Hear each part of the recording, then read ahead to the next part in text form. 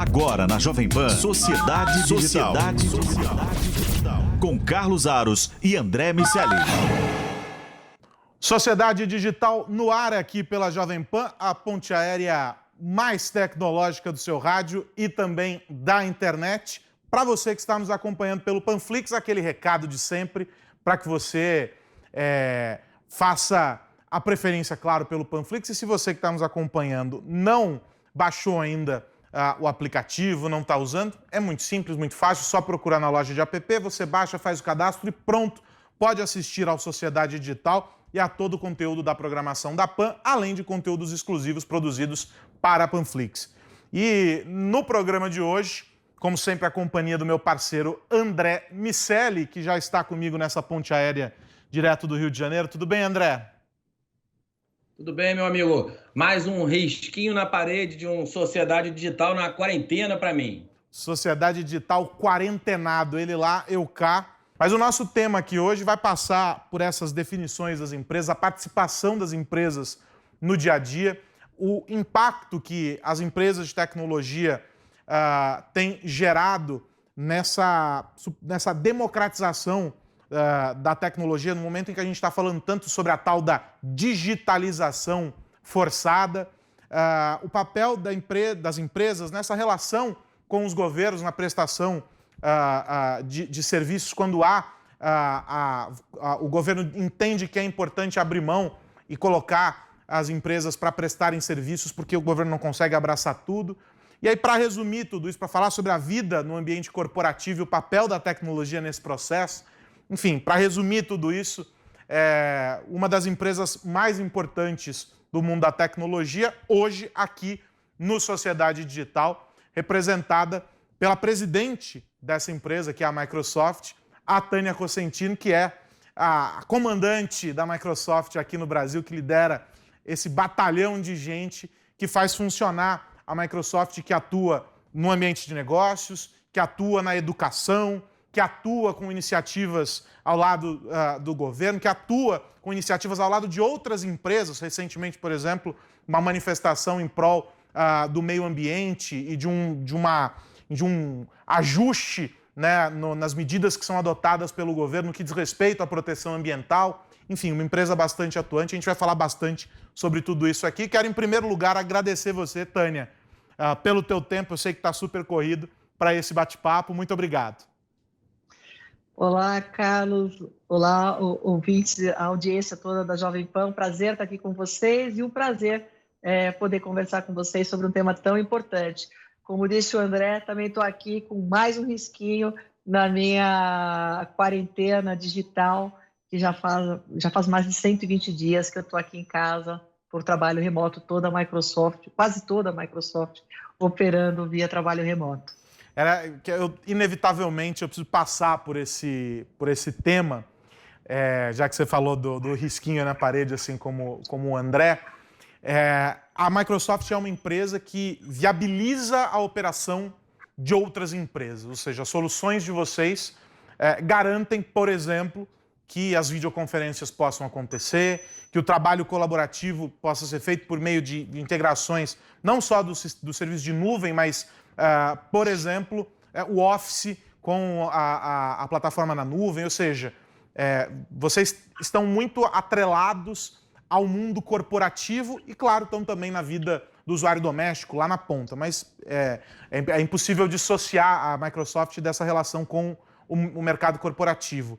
Qual foi o tamanho do desafio de, claro, fazer com que todo mundo primeiro da Microsoft conseguisse trabalhar nesse momento de isolamento social, mas de dar suporte para esses clientes, muitos deles ainda, eu suponho, não tão maduros nesse processo de digitalização? Bom, o primeiro desafio foi olhar para os nossos colaboradores. A preocupação não vem do fato do trabalho remoto, porque isso para nós faz parte do nosso dia a dia. A nossa tecnologia, como você mesmo disse, é habilitadora da digitalização ou da transformação digital. Então, eu mesma passava mais da metade do meu tempo fora do escritório, ou dentro de um avião, dentro de um hotel, nas instalações dos clientes ou em casa. Então, o trabalho remoto em si não é uma surpresa, mas os fatores externos, que é a incerteza na duração dessa crise. Eu estava até participando de uma discussão outro dia com um grupo de executivos, que a gente falava que isso era uma maratona. Isso não é uma maratona, isso aqui é um Ironman, é uma prova que vai exigir muito preparo físico da gente. E a gente não sabe quando que ela acaba. Existe o medo da doença, o medo com relação à nossa saúde e a relação das pessoas próximas da gente. Existe o medo do desemprego, a gente vê muitas pessoas perdendo seus empregos e os nossos colaboradores preocupados com familiares e o impacto, né, da empregabilidade dos familiares. Então, a nossa primeira preocupação foi como construir um ambiente seguro para que os nossos colaboradores pudessem trabalhar, dar espaço para eles decidirem se eles iam continuar trabalhando, se iam pedir um afastamento remunerado, se precisam ou não de ajuda psicológica. A gente já vinha percebendo no mercado, de uma forma geral, a saúde mental como um dos grandes fatores de doença no ambiente do trabalho, e isso aumentou após o início do isolamento em função de todos esses fatores. Existe um estresse psicológico muito grande. Então, a primeira preocupação é como a gente equipa, não só do ponto de vista tecnológico, mas garante todo tipo de suporte para que os nossos colaboradores se sintam seguros para trabalhar. Uma parte da nossa equipe, praticamente 10% dos nossos colaboradores, estão atuando na linha de frente dentro dos data centers, que é o que faz os nossos clientes poderem operar de forma remota também. Então, eu tenho equipe que a gente chama que é a equipe de resposta, que está full time na frente no campo, né? Então, eu tenho também que garantir que essas equipes estão trabalhando com todas as condições de segurança possível. Então, esse foi o primeiro susto e os primeiros trabalhos que nós fizemos com o nosso comitê de crise, que desde 15 de março se encontra diariamente. Eu sou a chair desse comitê aqui no Brasil. Aí a gente começa a olhar para os clientes e como que a segunda grande missão era como estruturar toda a nossa força técnica, a nossa força comercial para apoiar os clientes na sua migração. Os clientes têm, sim, diferentes graus de maturidade e um dos grandes fatores que impediam o avanço mais rápido da transformação digital é o que a gente chama de change management, o trabalho de você gerenciar a transformação, que tem um aspecto cultural muito grande, porque as pessoas se sentem ameaçadas pela tecnologia ou por não saber lidar, ou até com medo de perder seu próprio emprego. Então, a gente tem todo um trabalho de cultura que a gente faz junto com os nossos clientes para permitir a adoção da tecnologia. E isso foi pulado. Infelizmente, no dia que o cliente coloca os seus funcionários para trabalhar remotamente, a gente já acredita que a parte de transformação cultural foi feita. Então, tem todo um trabalho de amparo ao cliente, a nossa equipe de sucesso de cliente, é assim que chama a equipe, saiu a campo para garantir que os clientes estavam apoiados e que tinham todos também os recursos necessários para que eles pudessem operar. Tânia, você já pegou uma Microsoft bastante orientada à nuvem. A Microsoft vem fazendo um excelente trabalho nesse processo de reconstrução.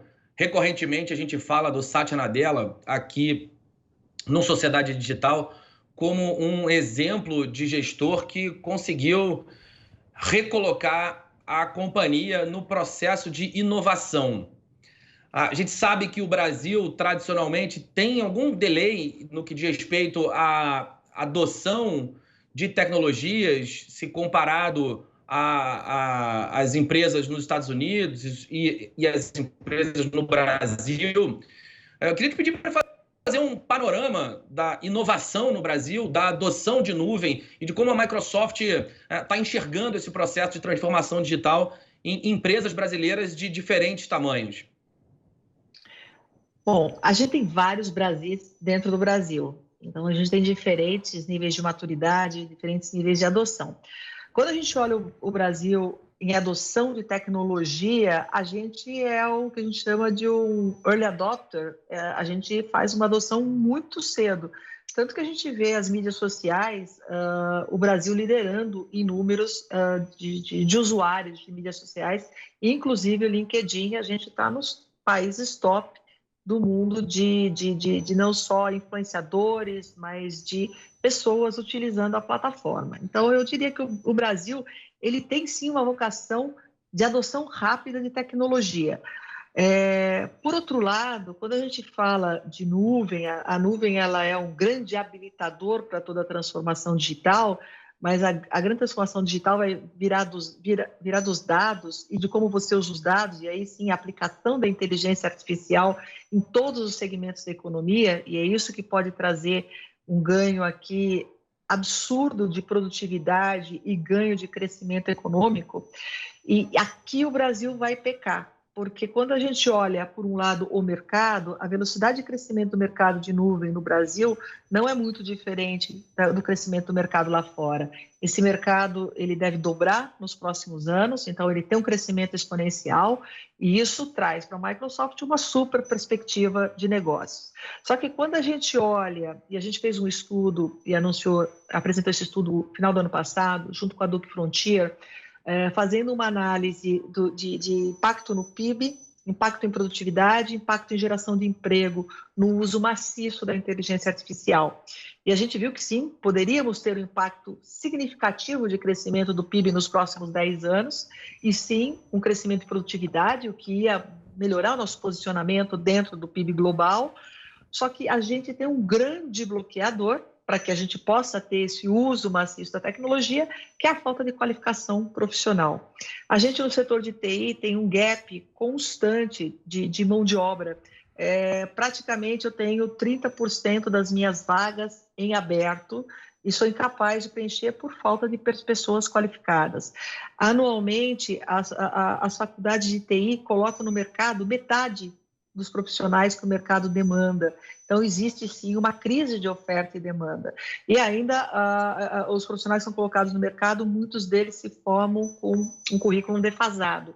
Então, a gente tem um problema, um déficit de qualificação de novos profissionais, um déficit de entrada de profissionais no mercado de tecnologia, um déficit de requalificação da força profissional, e isso faz com que a gente tenha todas as ferramentas para usufruir esse benefício, essa onda da adoção da inteligência artificial, mas a gente vai ter esse grande obstáculo que pode deixar o Brasil para trás e criar aí uma distância entre os outros países econômica, de desenvolvimento econômico, que a gente não possa depois recuperar. Então, essa é uma grande preocupação e a gente vem falando muito disso num diálogo aberto com a sociedade, com governos, que a gente precisa acelerar a nossa capacidade de formação, retenção e atração de talentos.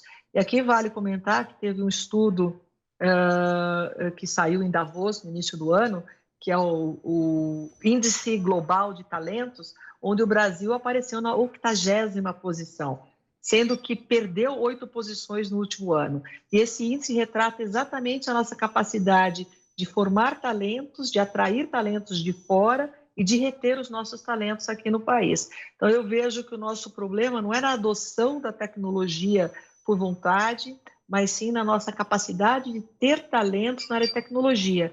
E como a gente está vendo hoje na Covid, que toda empresa é uma empresa de software, todo mundo está inserido de alguma forma em tecnologia, a gente não pode se permitir a ter analfabetos digitais, porque isso é um impedimento ao crescimento econômico. E de um lado, a gente tende a ter uma horda de desempregados e do outro, um conjunto de vagas que a gente não vai preencher. Pessoas não empregáveis Exato. Com vagas não preenchíveis. São 2 problemas econômicos. O que a gente Exato. Perde ao não empregar essas pessoas e o que a gente perde ao não gerar valor, os valores, o valor que a tecnologia que seria implementada por essas pessoas em vagas que ficaram abertas, o valor que essa tecnologia iria gerar em termos de novas empresas, em termos de startups, em termos de valor para empresas que já existem, de conhecimento do cliente, enfim, todo esse conjunto de valores que estão associados a essas novas aplicações de tecnologia no mundo de inteligência artificial, de data analytics, de blockchain, enfim, essas tecnologias, de certa forma, mais recentes, essas curvas de adoção e descartes mais curtas, elas criam desafios ainda maiores para um país que não tem a tecnologia como meta e visão de próprio país. A gente falou sobre isso, inclusive, no que tem acontecido nessa disputa China e Estados Unidos. Essa disputa tem muitas coisas problemáticas para a humanidade, mas ela tem um exemplo muito bom, que é o fato dos dois países que estão disputando o protagonismo no cenário mundial colocarem a tecnologia como a pauta, se não a principal, sem dúvida nenhuma, uma das 3 principais para resolver a própria nação. O Brasil ainda não tem isso. O Brasil ainda não tem alguns outros pontos. Um dos pontos tem a ver com a liderança feminina. E eu sei que você apoia o programa He4She da ONU, você está envolvida em algumas dessas causas. Essa causa de equidade é uma delas, e isso também me parece fazer total sentido, até porque podemos criar uma sociedade mais justa por um lado e podemos ajudar a resolver esse problema do outro. Como vamos colocar as mulheres no jogo da tecnologia aqui no Brasil? Não, você está corretíssimo. Primeiro, a transformação digital tem que ser um plano país. A China já há alguns anos lançou o plano dela. A Índia também lançou um plano. Qual é a vocação que o meu país quer ter? E o Brasil está desenhando o seu plano digital agora.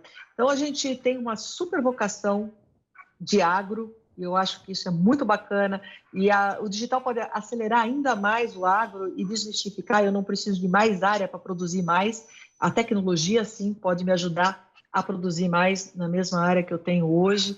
E a gente poderia rastrear a nossa produção agrícola e até desmistificar um monte de discussão que a gente está tendo hoje sobre produzir ou não em áreas preservadas, porque eu poderia monitorar em tempo real e saber exatamente da onde e como foi produzido aquele produto que eu estou comprando, que eu estou exportando. Mas a grande pergunta é, nós queremos para sempre ser o país maior produtor de minério de ferro do mundo e de grãos, ou eu quero ser o produtor o maior de agro, o maior em minério de ferro e o maior em cérebro? E eu acho que essa é uma vocação que a gente precisa decidir se a gente quer ter como país. E aí construir o plano que suporte isso. E esse plano vai ser de trabalhar a educação elementar, porque eu não posso buscar profissionais em tecnologia na universidade se eu saio do ensino médio sem saber fazer as continhas básicas, se eu não consigo interpretar um texto um pouco com uma média complexidade. Então, a gente precisa reformular todo o ensino, a gente precisa inserir tecnologia para as crianças e a gente aí vai transformando a nossa sociedade. E a gente não tem muito tempo para fazer isso. Então, eu acho que o Brasil precisa colocar aqui um senso de urgência. Quando a gente pensa em talentos, que a gente fala, a gente vai ter um grupo de desempregados, se a gente não fizer nada, né? Um grupo enorme de desempregados não reempregáveis e um volume enorme de vagas em abertos. Então, a gente, quando pensa, poxa, eu tenho um problema de falta de talentos, que é o que a gente usa no mundo corporativo, e a gente olha para a sociedade subrepresentada dentro da nossa empresa, isso me dá uma dor no coração. Então, a pergunta é como que eu olho para esses grupos, eu não posso dizer minoria, porque mulher e negro, mulher não é minoria no mundo, nós somos 50-50, e negro não é minoria no Brasil. Mas, infelizmente, são grupos subrepresentados dentro do ambiente corporativo. Então, se eu tenho falta de gap de talentos, como que eu garanto que todos os grupos que configuram a demografia de onde a gente está inserido estejam dentro da nossa empresa? Isso já começa sendo um altíssimo fator de inovação, porque tendo um grupo misto, mulheres, homens, negros, brancos, pessoas com diferentes religiões, formação, experiências, você acaba tendo um volume de ideias diferentes que faz com que a sua empresa seja inovadora. Você é capaz de enxergar melhor tendências e necessidades dos seus clientes, porque você tem os seus clientes representados dentro da empresa. Você tem quando a gente mede engajamento de funcionários, ele é muito maior num ambiente diverso. E funcionário engajado significa cliente feliz. Isso impacta diretamente na rentabilidade da companhia. Então, quando você vê as razões pelas quais nós deveríamos promover a diversidade inclusão dentro das empresas, eu acho que a gente tem business case por trás para defender, não só do ponto de vista filosófico, conceitual, mas também do ponto de vista financeiro para provar que isso funciona. Mas, infelizmente, a gente tem preconceitos históricos, preconceitos estruturais, que a gente precisa encarar de frente e trabalhar. E eu acho que essa pandemia ela é um momento ideal para se fazer isso, porque o que a gente está vendo é que, infelizmente, as desigualdades estão aumentando. O pobre está ficando mais pobre, as crianças em escola pública estão tendo mais dificuldade do acesso ao ensino que as crianças de escola privada, as mulheres são as mais prejudicadas porque elas estão tendo que recuar para cuidar da família em casa, e aí você vê as mulheres abrindo mão de renda e sofrendo aí, você tem por consequência um aumento da violência doméstica. Então a gente está vendo que a pandemia está exacerbando os gaps e a gente precisaria tomar uma ação como sociedade, e aí empresa pública, empresa privada, governo, academia, a gente precisa endereçar esse tema e ser inclusivo. Eu costumo dizer que é um imperativo de negócio.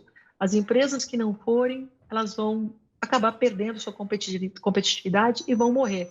Mas a gente precisa entender que a gente não tem tempo para que a equidade aconteça de uma forma orgânica. Vai levar mais de 100 anos para a gente ter equidade de gênero nas empresas e quase 200 anos para a gente ter equidade racial nas empresas brasileiras. Então, se a gente não tiver ações intencionais para mudar esse jogo, a gente vai continuar com essas discrepâncias. E quem perde são as empresas aqui instaladas e o nosso país.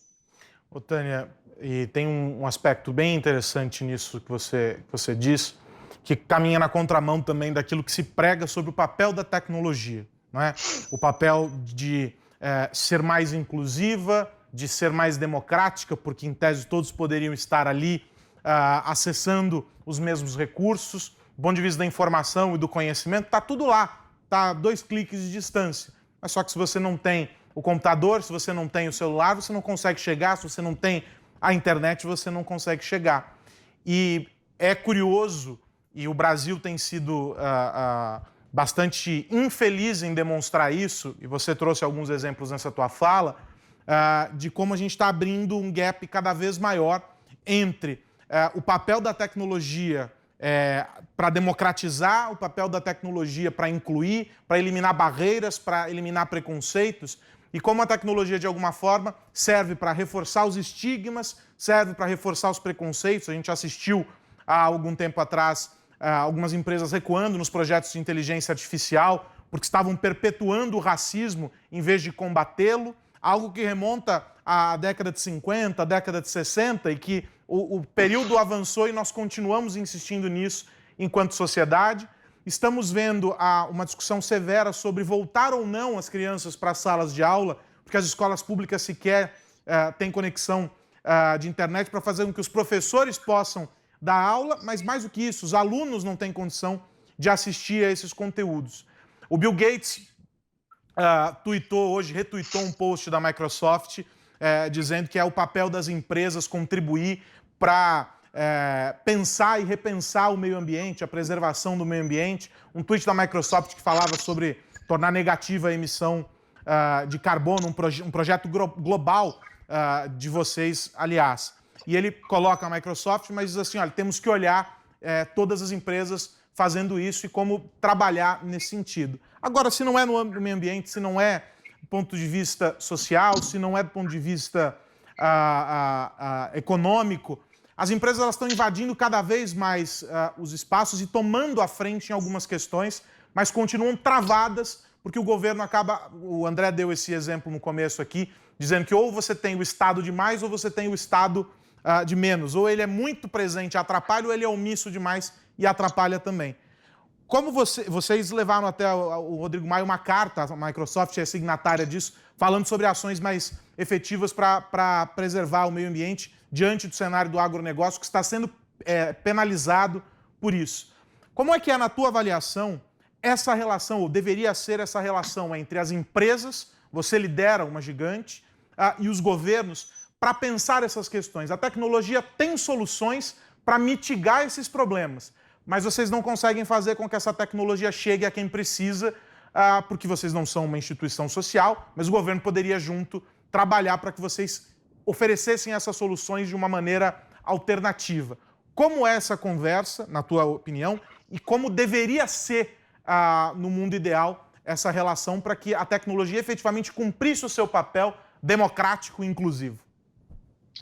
Bom, eu vou começar falando da minha percepção da tecnologia. Ela realmente democratiza.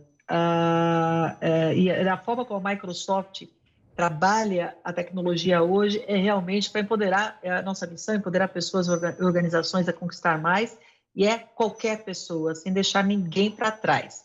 E eu realmente acredito, eu sou pioneira da ONU nos Objetivos do Desenvolvimento Sustentável, e são 17 objetivos e fragmentados em 169 ações, para que até 2030 a gente consiga eliminar a pobreza, reduzir as desigualdades e reduzir os impactos das mudanças climáticas. 2030 é quase amanhã. E eu vejo que se a gente aplicar a tecnologia de uma forma massiva e consciente, a gente consegue entregar esses objetivos. Então, o problema não é a tecnologia. O problema é como a gente usa, como nós humanos usamos a tecnologia. Tiveram várias, como você falou, a gente percebeu algumas ferramentas exacerbando o preconceito racial, e não sei se você também viu recentemente a Microsoft posicionando contrária a vender soluções de reconhecimento facial para o governo ou para instituições de defesa e segurança pública. Por quê? Porque a gente ainda tem bias na construção dessa ferramenta, e você pode simplesmente fazer. A gente já percebe que o maior número de pessoas abordadas pela polícia no Brasil são as pessoas da raça negra, e a gente, com inteligência artificial, imagina só o algoritmo sendo programado com esse preconceito, ele vai exacerbar e vai perpetuar o preconceito. A gente também viu num exercício feito pelo New York Times, também a ferramenta de reconhecimento facial, que não reconhecia a face de mulheres, ou melhor, só reconhecia a face de homens brancos, ou negros, amarelos, mulheres, não reconhecia. Então, como que a gente trabalha, como que a gente garante? Então, a responsabilidade aqui das empresas de tecnologia e das empresas que usam tecnologia, né, que pegam a minha plataforma e constroem suas soluções, é garantir que não tenha preconceito. Então, a gente fala, eu tenho que ser inclusiva a pessoas com deficiência, inclusive para diferentes grupos. Então, eu tenho que garantir que ela é livre de preconceitos. Eu tenho que garantir respeito aos dados. A gente tem falado muito de privacidade de dados, e esse é um tema também relevante, que também tem a ver com como que as empresas privadas interagem com o governo para regulamentar isso. Para nós, a proteção de dados é um direito humano básico. O dado pertence a mim e não à empresa de tecnologia. O meu dado não pertence à Microsoft, mesmo sendo a presidente da Microsoft Brasil. E a Microsoft respeita isso. Respeito à propriedade intelectual. Então, são fatores importantes, e às vezes porque a gente fez um mau uso da tecnologia, a gente culpa a tecnologia. Então, a gente precisa separar os dois. A tecnologia está aqui realmente para transformar o mundo. Eu acredito que ela habilita, que ela pode trazer crescimento e desenvolvimento econômico e redução das desigualdades, sobretudo redução das desigualdades, mas a forma como a gente usá-la pode ser perigosa. Daí entra o papel do governo na área de regulamentação, mas de nós, empresas, para trabalharmos em conjunto na construção de políticas públicas. Então, eu acho que as empresas precisam ter mais protagonismo em alguns temas importantes para o país, para que a gente ajude o governo a buscar soluções. A gente falou aqui em temas de educação, que é um tema enorme. A gente falou no tema do emprego, empregabilidade, e garantir os empregos para essa força de trabalho que pode ser desmobilizada com a adoção da inteligência artificial, e a gente está falando em mudanças climáticas. Só esses três desafios, eles são gigantescos, e o governo sozinho não tem condições de dar respostas a todos eles, não tem recursos, e principalmente agora com a menor arrecadação em função da crise. Então, é importantíssimo que as empresas se juntem aos governos para dar soluções. E aí, voltando ao tema ambiental, a gente realmente acredita que a empresa, para se considerar líder no seu mercado, tem que ser responsável pelo seu impacto ambiental e social. Nós fizemos no início do ano assumimos o compromisso de reduzir as nossas emissões históricas, neutralizar até 2030 as nossas emissões de carbono e reduzir as emissões históricas, escopo 1, 2 e 3 até 2050. Então, é uma super ambição. A gente vai ajudar os nossos clientes com as nossas soluções, usando as nossas soluções a reduzirem as suas emissões. Então, a nossa contribuição de redução de emissões ela é muito maior do que o nosso próprio escopo. Mas a gente também tem soluções que o governo pode abraçar para que a gente garanta que o Brasil seja um país mais sustentável.